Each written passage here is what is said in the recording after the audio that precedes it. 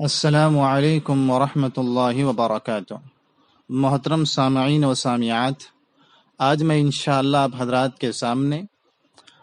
رمضان اور قرآن مجید کا آپس میں جو گہرا ربط اور تعلق ہے اور ایک دوسرے کی جو فضیلت ہے اس سے متعلق آپ کے سامنے حدیث اور کس کی تشریح بیان کروں گا۔ حضرت عبداللہ ابن عمرو رضی اللہ تعالیٰ عنہ فرماتے ہیں کہ آپ علیہ الصلاۃ والسلام نے فرمایا، الصیام والقرآن یشفعان للعبد یوم القیامہ، کہ روزہ اور قرآن مجید کل قیامت کے دن بندے کے متعلق یا بندے کے حق میں سفارش کریں گے۔ یقول الصیام، روزہ کہے گا، ای رب منعت الطعام والشہوات بالنہار، اے میرے پروردگار میں نے اس کو کھانے سے اور شہوات سے، نفسانی خواہشات سے دن بھر رو کے رکھا، فشفعنی فیہ، تو اس کے حق میں میری سفارش قبول فرما۔ وَيَقُولُ القرآن، اور قرآن بھی کہے گا، مَنَعْتُهُ النَّوْمَ بِاللَّيْلِ فَشَفِّعْنِي فِيهِ قَالَ فَيُشَفِّعَانِ، مسند احمد۔ اے اللہ، قرآن بھی کہے گا، اے اللہ میں نے اس کو رات بھر سونے سے روکے رکھا تو اس کے حق میں میری سفارش قبول فرما، تو ان دونوں کی یعنی روزے کی اور قرآن مجید کی سفارش قبول کی جائے گی۔ یہ مسند احمد کی روایت ہے۔ محترم حضرات،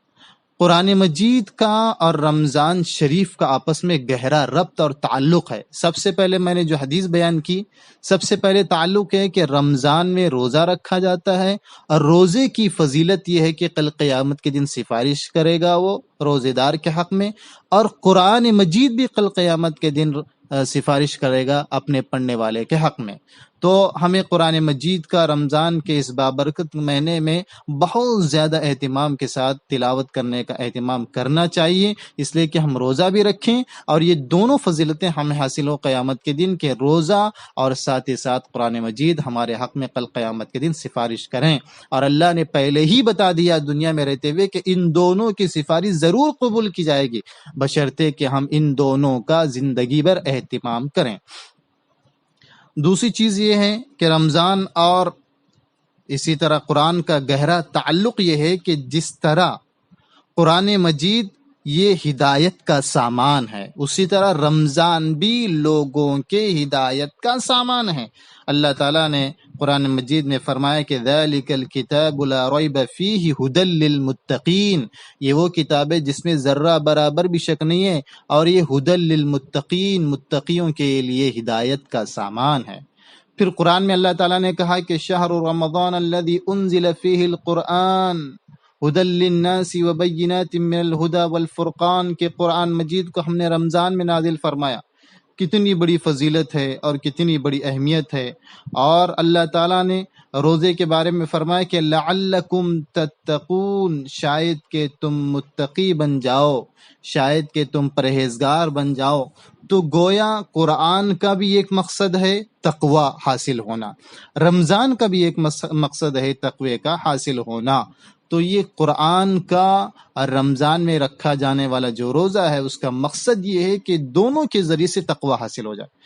کتنی بڑی عظیم الشان دولت ہے قرآن مجید، اور کتنا بڑا عظیم الشان مہینہ ہے رمضان مبارک، کہ اللہ چاہتے ہیں کہ ہمارے جو بندے ہیں ان کے اندر تقوی پیدا ہو۔ تقوی کسے کہتے ہیں؟ تقوی کہتے ہیں اللہ کا خوف، اللہ کا ڈر، اور اللہ نے جو احکامات نازل فرمائے ہیں، جن احکامات کو کرنے کا حکم دیا وہ کرنے کا جذبہ پیدا ہو، اور جن چیزوں کو منع فرمائے، جو محرمات اور منہیات ہیں، ان چیزوں سے انسان بچ جائے، یہ اس کے اندر پیدا ہو جائے۔ یہ روزے سے چیز پیدا ہوتی ہے، اور اسی طرح قرآن مجید کی تلاوت سے یہ چیز پیدا ہوتی ہے۔ تو دوسری چیز جو رمضان اور قرآن کا تعلق ہے وہ ہے تقوی کا، دونوں کے ذریعے سے پیدا ہونا۔ تیسری چیز کیا ہے کہ قرآن مجید کا اللہ کے رسول صلی اللہ علیہ وسلم رمضان میں کثرت سے تلاوت کا اہتمام فرماتے تھے، بہت زیادہ کثرت سے تلاوت کا اہتمام فرماتے تھے اور قرآن مجید کا دور فرماتے تھے۔ حضرت عبداللہ ابن عباس رضی اللہ تعالیٰ عنہ کی بخاری کی روایت ہے، فرماتے ہیں کان یلقاہ فی کل لیلۃ من رمضان فیدارسہ القرآن، کہ آپ صلی اللہ علیہ وسلم جو ہیں وہ ہر رمضان کی ہر رات میں حضرت جبریل علیہ الصلوۃ والسلام آپ سے آ کر کے ملاقات فرماتے اور قرآن مجید کو دہراتے تھے۔ حضرت جبریل ہر رات رمضان میں آتے اور قرآن مجید جتنا نازل ہوا ہے اتنا آپ دہراتے، اور اسی طرح ایک روایت میں، بخاری اور مسلم کی روایت میں یہ بھی ہے کہ جس سال آپ کا انتقال ہوا اس سال آپ صلی اللہ علیہ وسلم نے 2 بار قرآن مجید کا دور فرمایا، یعنی 2 مرتبہ آپ صلی اللہ علیہ وسلم نے حضرت جبریل کے سامنے 2 مرتبہ قرآن مجید کا دور فرمایا۔ تو خود پیارے حبیب صلی اللہ علیہ وسلم رمضان میں اور آپ کے صحابہ خود بذات خود رمضان میں قرآن مجید کا تلاوت کا بہت زیادہ اہتمام کرتے تھے، تو ہمیں بھی چاہیے کہ ہم قرآن مجید کا زیادہ سے زیادہ اہتمام کریں تاکہ یہ جو ساری فضیلتیں ہیں یہ ہمیں بھی حاصل ہو۔ اور میں نے اس سے پہلے بھی آپ سے کہا ہے کہ قرآن مجید آپ صلی اللہ علیہ وسلم اور صحابہ اس کا اہتمام فرمایا کرتے تھے اور بڑی پابندی سے اہتمام فرمایا کرتے تھے، اس لیے کہ یہ قرآن اور یہ روزہ کل قیامت کے دن انشاءاللہ ہمارے حق میں سفارش کرے گا۔ اور اسی طرح میرے عزیز بھائیوں، ایک بات ذہن میں رکھیں کہ جتنے بھی بڑے اللہ والے اس دنیا میں گزرے ہیں اور جتنے بھی بڑے اللہ والیاں، اللہ کی نیک بندیاں گزری ہیں، وہ بھی قرآن مجید کا بڑا اہتمام کیا کرتے تھے، خاص طور پر رمضان میں تو اور زیادہ اہتمام کیا کرتے تھے تاکہ رمضان میں زیادہ سے زیادہ انہیں فضیلت حاصل ہو۔ اس لیے کہ آپ جانتے ہیں کہ اللہ کے رسول نے فرمایا کہ رمضان میں ہر چیز کا ثواب بڑھ جاتا ہے، ایک فرض کا 70 70 کے برابر ہو جاتا ہے، اتنی بڑی اہمیت، اور ایک نفل کا 1 فرض کے برابر ثواب ملتا ہے۔ اور قرآن مجید کے بارے میں آپ جانتے ہوں گے کہ قرآن مجید کا بھی بہت بڑا ثواب ویسے تو پڑھنے میں ہے ہی، رمضان میں اور بڑھ جاتا ہے۔ حضرت عبداللہ ابن مسعود رضی اللہ تعالیٰ عنہ فرماتے ہیں کہ آپ صلی اللہ علیہ وسلم نے فرمایا، جس شخص نے اللہ کی کتاب کا 1 حرف پڑھا اس کے لیے 1 نیکی ہے، اور 1 نیکی 10 نیکی کے برابر ہے۔ میں یہ نہیں کہتا کہ الف لام میم 1 حرف ہے، بلکہ الف 1 حرف ہے، لام 1 حرف ہے اور میم 1 حرف ہے۔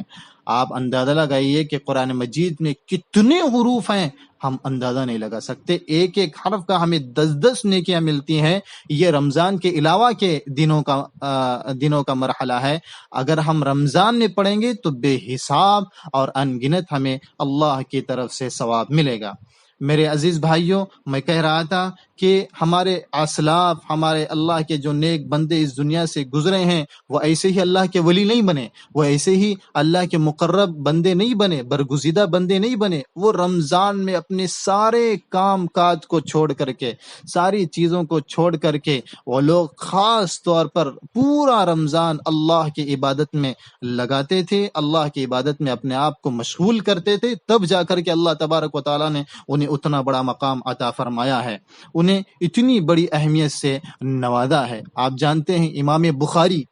قرآن مجید کے بعد جس کتاب کا مرتبہ ہے اور ساری دنیا میں جو صحیح کتاب مانی جاتی ہے، وہ امام بخاری کی لکھی ہوئی حدیث کا مجموعہ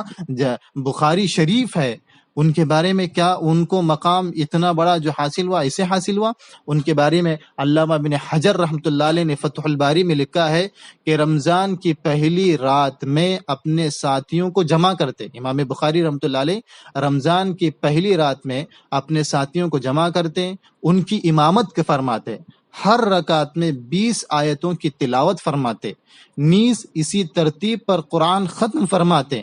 ہر دن سحری تک قرآن کریم کا 1/3 حصہ تلاوت فرماتے، اس طرح 3 رات میں قرآن کریم ختم فرماتے، اور رمضان کے ہر دن میں، یہ تو رات کا معاملہ ہے، یہ تو یعنی 3 رات میں، صرف رات میں 3 رات میں قرآن ختم فرماتے، اور دن میں کیا کرتے؟ کہہ رہے ہیں کہ رمضان کے ہر دن میں 1 قرآن ختم کرتے، اور یہ ختم افطار کے موقع پر ہوتا، اور ہر مرتبہ ختم کرتے ہوئے دعا کا اہتمام کرتے۔ دیکھیں کتنی بڑی بات امام بخاری کے متعلق یہ حضرت علامہ ابن حجر رحمۃ اللہ علیہ نے فتح الباری میں لکھی ہے کہ امام بخاری ہر رمضان میں 3 رات، یعنی صرف رات میں 3 راتوں میں 1 قرآن ختم کرتے، اور ہر دن صبح میں یعنی جب صبح شروع ہوتی ہے، سورج جب نکلتا ہے تو افطار تک یہ قرآن ختم فرماتے، گویا کہ ہر دن ایک ایک قرآن ختم کرتے اور 3 راتوں میں ایک قرآن ختم کرتے۔ آپ اندازہ لگائیے، اس اعتبار سے ان کی 40 قرآن ختم ہو جاتے تھے، اس اعتبار سے کہ وہ اتنا بڑا اہتمام کرتے تھے۔ اسی طرح امام شافعی رحمۃ اللہ علیہ کے بارے میں سنیے، امام شافعی رحمۃ اللہ علیہ کے بارے میں آتا ہے کہ رمضان کے مہینے میں 60 مرتبہ قرآن ختم فرماتے،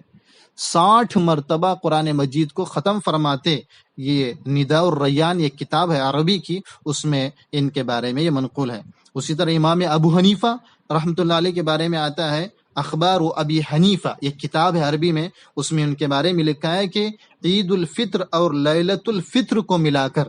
یعنی پورا رمضان، عید الفطر اور لیلۃ الفطر کو ملا کر 62 مرتبہ قرآن مجید کو ختم فرماتے۔ کتنی بڑی عظیم الشان یہ برکت ہے، رحمت ہے قرآن مجید۔ اور ساتھ ہی ساتھ یہ روزہ اور رمضان اگر ہم اس کی پابندی کریں گے، جیسے میں نے کہا کہ کل قیامت کے دن دنیا میں ہمارے اندر تقوی پیدا ہوگا روزے سے، رمضان سے، قرآن مجید کی تلاوت سے، اور اسی طرح کل قیامت کے دن روزہ اور قرآن مجید ہمارے حق میں سفارش کرے گا جب سارے اعمال ہمارے ختم ہو چکے ہوں گے، ہمارے پاس کچھ نہ ہوگا، لیکن اگر ہم نے اس کا اہتمام کیا ہوگا انشاءاللہ اس کے روزے دار کے حق میں قرآن اور یہ روزہ سفارش کرے گا، اور اللہ تبارک و تعالیٰ اس کی سفارش کو قبول کریں گے۔ آئیے اللہ تعالیٰ سے دعا ہے کہ اللہ تعالیٰ ہمیں ان باتوں پر عمل کرنے کی توفیق سے نوازے، اور رمضان کے مہینے میں خوب سے خوب قرآن مجید کی تلاوت کرنے کی توفیق سے نوازے۔ وآخر دعوانا ان الحمد للہ رب العالمین۔